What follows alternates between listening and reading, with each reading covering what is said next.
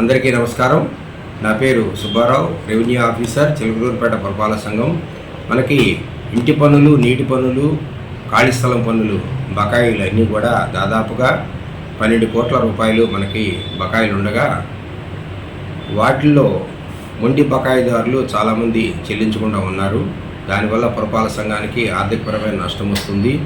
మన గౌరవ శాసనసభ్యులు శ్రీ పత్తిపాటి పుల్లారావు గారు, చైర్పర్సన్ గారు, వార్డు మెంబర్లు, అలాగే municipal commissioner Shri P Haribabu గారు ఈ బకాయిలు ఉన్న వారందరినీ కూడా వసూలు చేయవలసిందిగా వారి ఆదేశాలు, సూచనల మేరకు ఈ సంవత్సరం దాదాపుగా 1,36,00,000 అదనపు కలెక్షన్ తీసుకురావడం జరిగింది.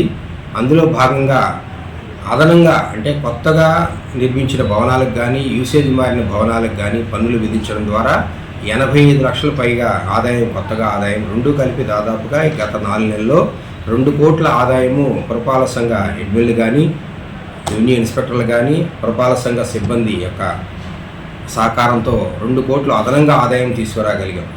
దీనికి ముఖ్య కారణము గౌరవ శాసనసభ్యులు ఇచ్చిన ఆదేశాలు, సూచనలు, అలాగే పురపాలక సంఘ చైర్పర్సన్ గారు, వార్డు మెంబర్లు, అలాగే మున్సిపల్ కమిషన్ గారి యొక్క సూచనలు, ఆదేశాలు. ఈ ప్రకారంగా మనం 2 కోట్ల అదనపు ఆదాయం తెచ్చుకోగలిగాం.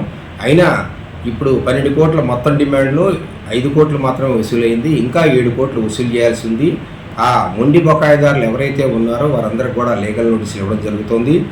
వచ్చే వారం నుంచి వారిపై కోర్టు కేసులు వేసి అవి కూడా వసూలు చేయడం జరుగుతుంది.